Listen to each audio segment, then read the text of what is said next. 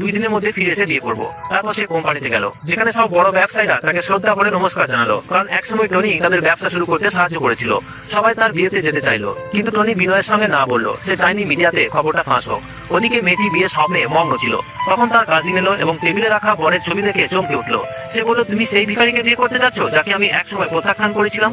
এটা শুনে মায়ের প্রচন্ড রাগ হলো এবং সে বিয়েতে রাজি হলো না। তারপর কাজিন মাকে বাইরে নিয়ে গিয়ে কানে কানে কিছু বললো। মা সঙ্গে সঙ্গে রাজি হয়ে গেল এবং বলল টনিকে নিজেই ফোন করবে। মেয়েটি বিনা ভাবনায় ফোন দিয়ে দিল, কিন্তু মা বাইরে গিয়ে ফোনে বলল, আমার মেয়ে এখন তোমাকে বিয়ে করতে চায় না, কারণ তুমি ভিখারি। টনি হতবাক হয়ে গেল। কিছু বলার আগেই মা গালাগাল দিয়ে ফোন কেটে দিল। টনি বিশ্বাস হচ্ছিল না যে মেয়েটি এমন করতে পারে। সে তৎক্ষণাৎ অ্যাসিস্ট্যান্টকে নিয়ে সেখানে যাওয়ার নির্দেশ দিল। এদিকে কাজিন আরো চালাকি করে মাকে একটা নতুন পরিকল্পনা বলল। মা গ্রামবাসীদের ডেকে বলল, এক গুন্ডা জোর করে বিয়ে করতে আসছে, পুরো রাস্তা আটকাও।